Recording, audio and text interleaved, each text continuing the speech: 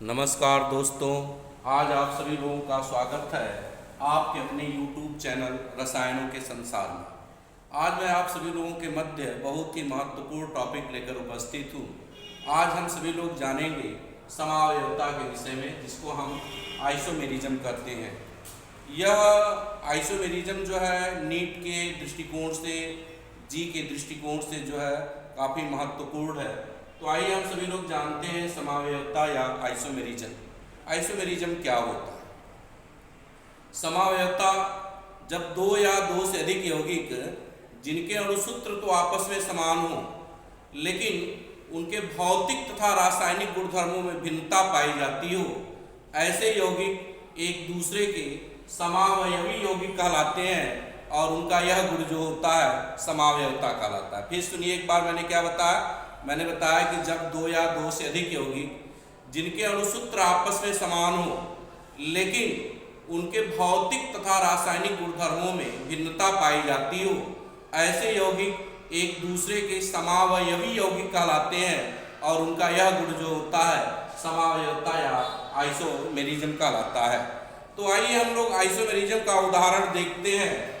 C4H10O के समावयवी, C4H10O के समावयवी।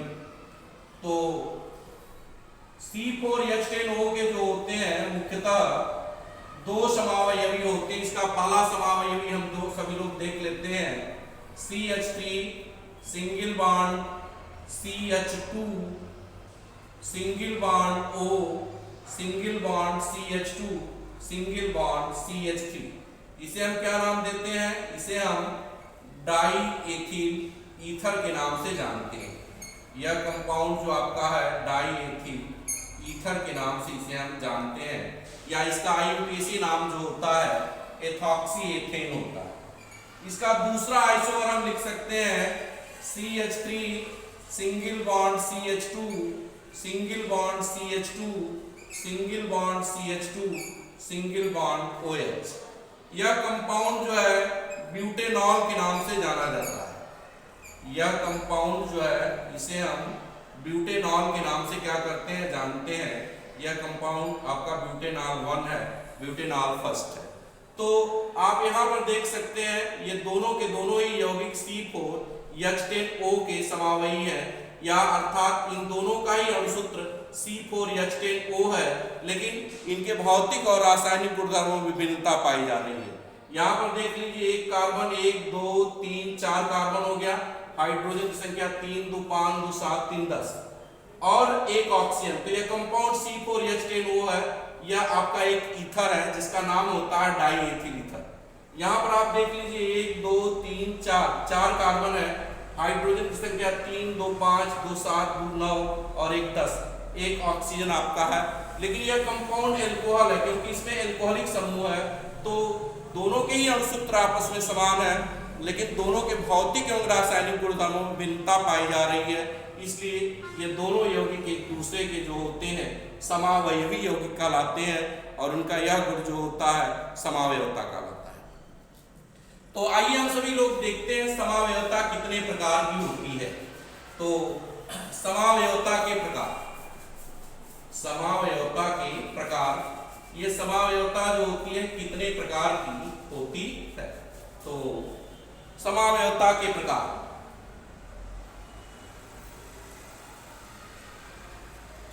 समावयवता जो होती है मुख्य रूप से दो प्रकार की होती है।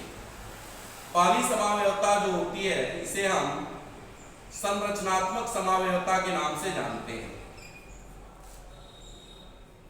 संरचनात्मक समावयवता, संरचनात्मक समावयवता, इसकी इंग्लिश होती है structural isomerism, isomerism, structural isomerism. इसकी दूसरी समावयवता जो होती है त्रिविम समावयवता, त्रिविम समावयवता, त्रिविम समावयवता। त्रिविम समावयवता को हम इंग्लिश में स्टेरियो आइसो मेरिज्म के नाम से जानते हैं। यह जो होती है स्टेरियो आइसोमेरिज्म होती है। तो आइए हम सभी लोग संरचनात्मक समावयवता के विषय में जानते हैं कि संरचनात्मक समावयवता क्या होती है। जब दो या दो से अधिक यौगिक जिनके अणुसूत्र तो आपस में समान हो लेकिन कार्बन परमाणुओं की संरचनाओं में भिन्नता पाई जाती हो, इस प्रकार की समावयवता को हम संरचनात्मक समावयवता के नाम से जानते हैं। क्या बताया हमने? जब दो या दो से अधिक यौगिक जिनके अणुसूत्र तो आपस में समान हो लेकिन कार्बन परमाणुओं की संरचनाओं में भिन्नता पाई जाती हो, इस प्रकार की समावयवता को हम संरचनात्मक समावयवता के नाम से जानते हैं। तो आइए हम सभी लोग संरचनात्मक समावयवता का उदाहरण देखते हैं कि संरचनात्मक समावयवता का उदाहरण क्या होता है। तो पहला उदाहरण मैं ले रहा हूं C5H12 के समावयवी, C5H12 के समावयवी। तो C5H12 के जो है मुख्यतः 3 समावयवी होते हैं। इसका पहला समावयवी जो होता है CH3 single bond CH2 single bond CH2 single bond CH2 single bond CH3 होता है, जिसे हम N पेंटेन के नाम से जानते हैं, जिसे हम नॉर्मल पेंटेन के नाम से जानते हैं। इसका दूसरा जो आइसोमर होता है CH3 single bond CH single bond CH3 single bond CH2 and single bond CH3 होता है, जिसे हम 2-मेथिल ब्यूटेन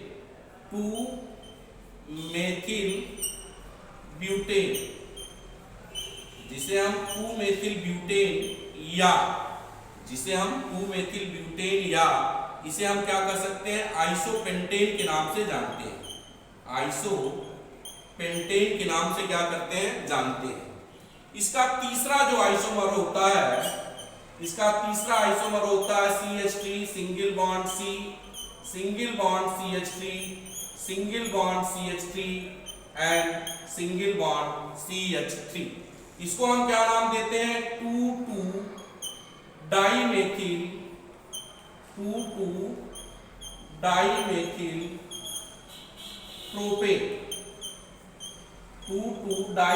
प्रोपेन या इसे हम नाम दे सकते हैं नियोपेंटेन।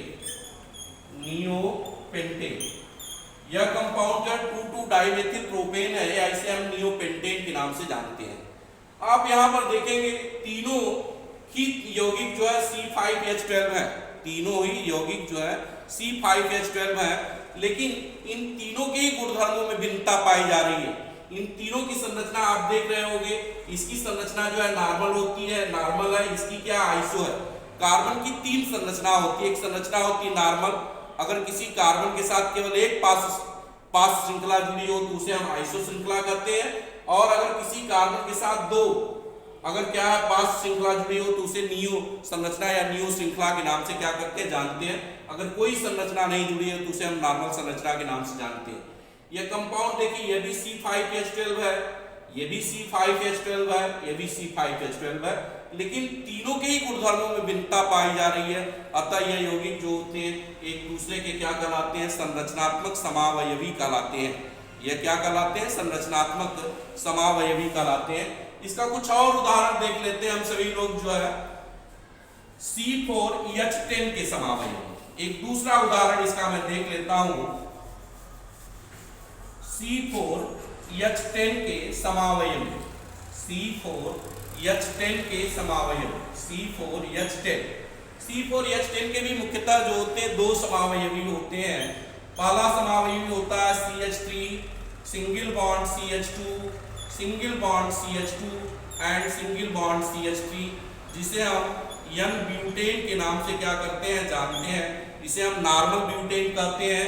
इसका जो दूसरा आइसोमर होता है CH3 single bond CH single bond CH3 and single bond CH3, जिसे हम आइसोब्यूटेन के नाम से क्या करते हैं जानते हैं, या इसे हम 2-मेथिल प्रोपेन कहते हैं। 2-मेथिल प्रोपेन यह कंपाउंड जो है या तो हमारा क्या हो जाता है 2-मेथिल प्रोपेन कहलाता है।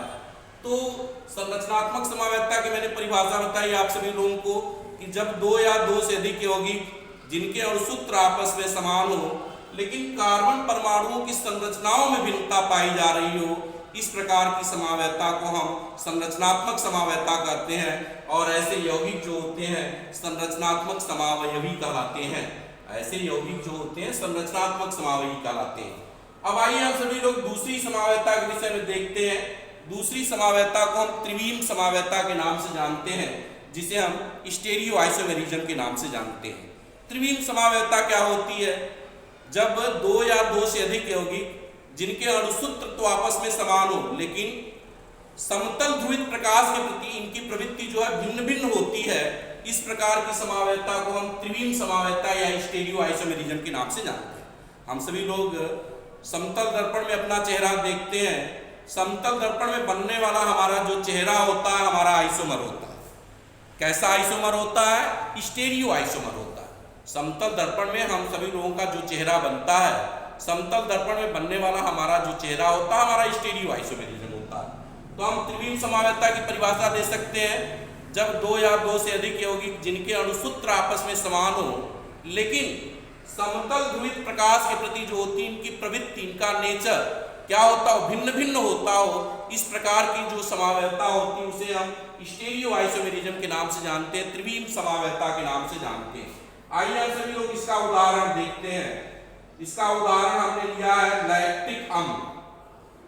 लैक्टिक अम्ल, लैक्टिक अम्ल आप सभी लोग जानते हो, लैक्टिक अम्ल मतलब दही। CH3CHOOH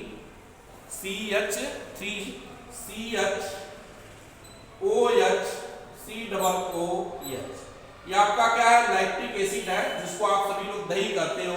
आप यहाँ पर देख सकते हो इसके विषय में, इसकी संरचना H single bond C single bond OH single bond CH3 single bond COOH।